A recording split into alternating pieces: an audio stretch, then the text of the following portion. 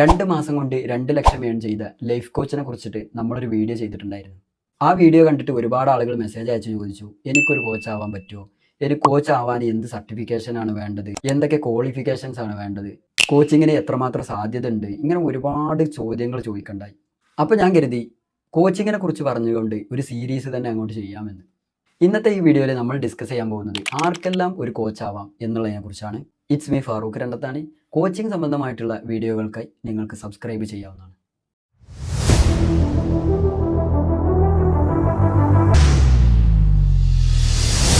ആർക്കെല്ലാം ഒരു കോച്ചാവാം? ഒറ്റ സെൻറ്റൻസിൽ ഇതിനെ ഡിഫൈൻ ചെയ്യുകയാണെങ്കിൽ, നിങ്ങൾക്കുള്ള ഒരു സ്കില്ല് അല്ലെങ്കിൽ ടാലൻറ്റ്, അല്ലെങ്കിൽ നിങ്ങൾക്ക് ഒരു കാര്യത്തിലുള്ള ഡീപ്പായിട്ടുള്ള നോളജ്, അതുമല്ലെങ്കിൽ നിങ്ങളുടെ ലൈഫിൽ ഇത്ര കാലത്തെ ഒരു എക്സ്പീരിയൻസ്, ഇത് വെച്ചുകൊണ്ട് നിങ്ങൾക്ക് മറ്റൊരാളുടെ ലൈഫിനെ സംതിങ് ബെറ്റർ ആക്കാൻ പറ്റുമെങ്കിൽ നിങ്ങൾക്കും ഒരു കോച്ചാവാം. നിങ്ങൾക്ക് ഒന്നുകൂടി വ്യക്തമായിട്ട് മനസ്സിലാക്കാൻ വേണ്ടി 3 റിയൽ ലൈഫ് എക്സാമ്പിൾസ് വെച്ച് ഇതിനൊന്ന് വിവരിക്കാം. ഒന്നാമത്തത് നോളജ് ബേസ്ഡ്, അതായത് നിങ്ങൾക്കുള്ള നോളജുകളെ നിങ്ങൾക്കൊരു കോച്ചിങ് ബിസിനസ് ആക്കി കൺവേർട്ട് ചെയ്യാം. ഉദാഹരണമായിട്ട് പറഞ്ഞാൽ, നിങ്ങൾ പല കോഴ്സുകൾ പഠിച്ചിട്ടുണ്ടാവാം. സൈക്കോളജി പഠിച്ചിട്ടുണ്ടാവാം, counselling, therapy, acupuncture, career guidance, personal finance, healing, parenting, learning disorder management, ഇങ്ങനെയുള്ള കാര്യങ്ങളൊക്കെ നിങ്ങൾ പഠിച്ചിട്ടുണ്ടെങ്കിൽ നിങ്ങൾക്ക് അതിനെ ഒരു കോച്ചിങ് ബിസിനസ്സാക്കി മാറ്റാം. ഇത് ഞാനൊരു എക്സാമ്പിളായിട്ടുള്ള കോഴ്സ് പറഞ്ഞതാണ്. ഇതുപോലെ നിങ്ങൾ എന്താണോ പഠിച്ചിട്ടുള്ളത് അതിനെ നിങ്ങൾക്ക് ഒരു കോച്ചിങ് ബിസിനസ്സാക്കി മാറ്റാൻ പറ്റും. രണ്ടാമത്തത് സ്കിൽ ബേസ്ഡ്, അതായത് നിങ്ങൾക്കുള്ള സ്കില്ലിനെ കോച്ചിങ് ബിസിനസ്സാക്കി കൺവേർട്ട് ചെയ്യാം.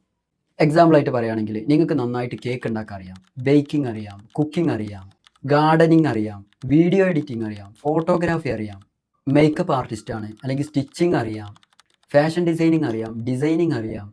ഇങ്ങനെ നിങ്ങൾക്കുള്ള സ്കില്ലുകൾ നിങ്ങൾക്കൊരു കോച്ചിങ് ബിസിനസ്സാക്കി മാറ്റാം. മൂന്നാമത്തതാണ് എക്സ്പെർട്ടൈസ് ബേസ്ഡ്, അതായത് നിങ്ങളൊരു ഫീൽഡിൽ വർഷങ്ങളായിട്ട് നിന്ന് പരിചയമുണ്ടെങ്കിൽ ആ ഫീൽഡിനെ നിങ്ങൾക്ക് എന്ത് ചെയ്യാം, ഒരു കോച്ചിങ് ബിസിനസ്സാക്കി മാറ്റാം.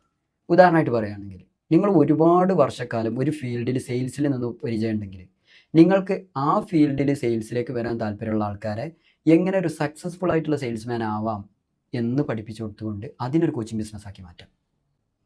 അതല്ലെങ്കിൽ നിങ്ങളിപ്പോൾ ഒരു ട്രെയിനറാണ്, നിങ്ങൾ വർഷങ്ങളായിട്ട് ആ ഒരു ടോപ്പിക്കിലാണ് ട്രെയിനിങ് എടുത്തുകൊണ്ടിരിക്കുന്ന ആളാണെങ്കിൽ നിങ്ങൾക്ക് ആ എടുത്തുകൊണ്ടിരിക്കുന്ന സംഭവത്തെ നിങ്ങൾക്കൊരു കോച്ചിങ് ബിസിനസ്സാക്കി മാറ്റാം.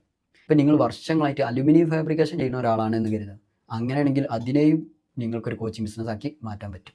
ഇങ്ങനെ നിങ്ങൾക്കുള്ള സ്കില്ല്, എക്സ്പെർട്ടൈസ്, നോളജ്, ഇതിനെ നിങ്ങൾക്ക് എന്ത് ചെയ്യാം, മറ്റൊരാൾക്ക് പഠിപ്പിച്ചു കൊടുത്തുകൊണ്ട് നിങ്ങൾക്കതിനെ ഒരു കോച്ചിങ് ബിസിനസ്സാക്കി മാറ്റാൻ പറ്റും.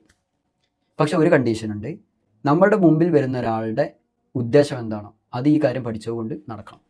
ആ ട്രാൻസ്ഫോർമേഷൻ അവിടെ സംഭവിക്കണം. അപ്പോൾ ഞാനിപ്പോൾ ഒരു കോച്ചാവാൻ ഏത് ഫീൽഡാണ് സെലക്ട് ചെയ്യുക എന്ന് നിങ്ങളിങ്ങനെ കൺഫ്യൂഷൻ ആവുണ്ടെങ്കിൽ ഞാനൊരു ടാസ്ക് തരാം. നിങ്ങളൊരു പേപ്പറും പേനയും എടുത്ത് 3 കോളം വരയ്ക്കുക. ഒരു കോളത്തിൽ സ്കില്ല് എന്ന് എഴുതുക, രണ്ടാമത്തെ കോളത്തിൽ എക്സ്പെർട്ടൈസ് എന്ന് എഴുതുക, മൂന്നാമത്തെ കോളത്തിൽ നോളജ് എന്ന് എഴുതുക.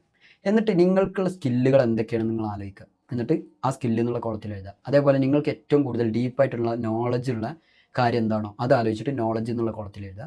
അതേപോലെ തന്നെ നിങ്ങളുടെ ഇത്ര കാലത്തെ വർഷത്തെ എക്സ്പീരിയൻസ് ഏത് ഫീൽഡിലാണോ അത് എക്സ്പെർട്ടൈസ് എന്നുള്ള കോളത്തിൽ എഴുതുക. അത് എഴുതി കഴിഞ്ഞതിന് ശേഷം നിങ്ങളൊന്ന് ആലോചിച്ച് കഴിഞ്ഞാൽ നിങ്ങൾക്ക് കിട്ടും, എനിക്ക് ഈ ഫീൽഡിൽ കോച്ചിങ് ബിസിനസ് സ്റ്റാർട്ട് ചെയ്യാം എന്നുള്ളത്. ഇനി അത് കിട്ടിക്കഴിഞ്ഞാൽ ഇതിനിപ്പോൾ കോച്ചിങ് ബിസിനസ് ആക്കി മാറ്റാൻ പറ്റുമോ എന്ന് നിങ്ങൾ കൺഫ്യൂഷൻ ഉണ്ടെങ്കിൽ ജസ്റ്റ് നിങ്ങൾക്ക് കിട്ടിയ ഫീൽഡ് എന്താണോ അതൊന്ന് കമൻറ്റ് ചെയ്താൽ മതി, ഞാൻ അതിന് റീപ്ലൈ തരാം. അപ്പോൾ നിങ്ങൾ ഈ ടാസ്ക് ചെയ്തിട്ട് വരും. വീഡിയോ ഇഷ്ടമായാൽ ലൈക്ക് ചെയ്യുക, സബ്സ്ക്രൈബ് ചെയ്യുക. കോച്ചിങ് ബിസിനസ്സിലേക്ക് വരാൻ താല്പര്യമുള്ള ആളുകൾക്ക് ഇതൊന്ന് ഷെയർ ചെയ്ത് കൊടുക്കുക. ബാക്കി അടുത്ത വീഡിയോയിൽ കാണാം.